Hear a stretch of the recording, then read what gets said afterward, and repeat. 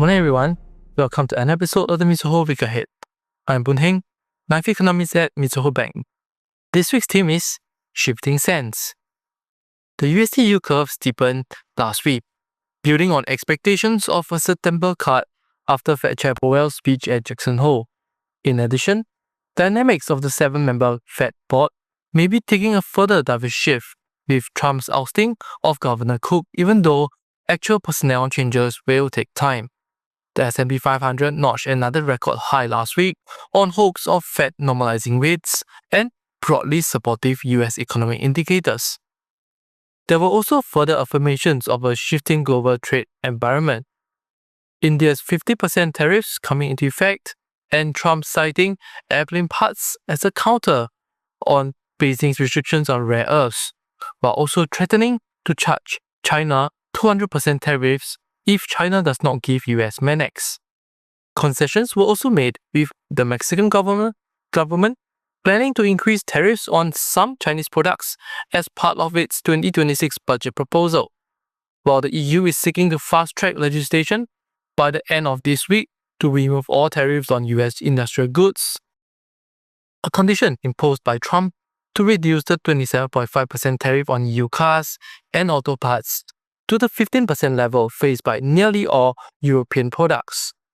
Over the weekend, the appeals court in the US ruled that reciprocal tariffs are illegal, but this ruling does not shift the needle, given that the tariffs remain effective and sectoral tariffs do not fall under this ruling.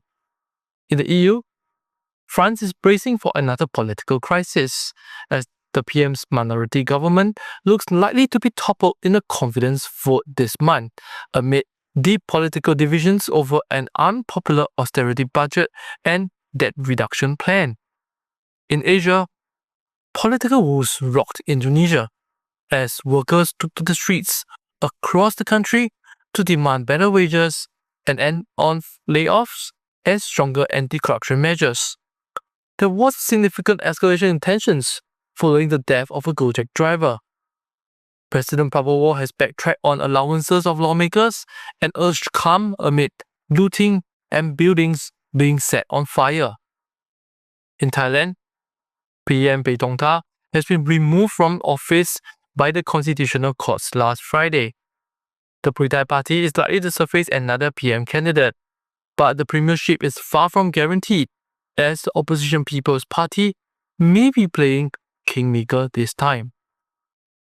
Last week, the Bank of Korea also kept policy rates unchanged in a 5-1 decision amid caution on undoing progress on the property market. The easing bias though remains in place, with 5 or 6 members open to a rate cut in the next 3 months. Meanwhile, the BSP cut its key rate to 5% last week as widely expected. Inflation for 2025 was raised slightly to 1.7%, following potential tariff hikes on suspension of rice imports. While BSP Governor Ribonona has alluded to the end of the easing cycle with one more cut ahead, we are circumspect of this given the downside growth risks. We expect 50 to 75 basis points more cuts, but the cuts could be more staggered, spilling to 2026 after 75 basis points of cumulative back-to-back cuts this year.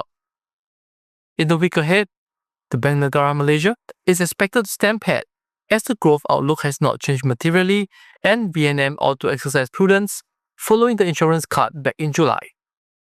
Down under, Australia's Q2 GDP is expected to be stable as modest recovery in private consumption and stronger growth in the construction sector offsets the drag in external demand.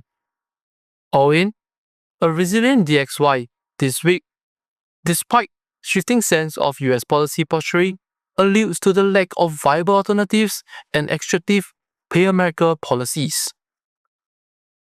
For more information, please refer to our week ahead publication or contact your respective sales desk and RMs. And for regular notification on our market views, please subscribe to our channel and hit the notification button. Thank you.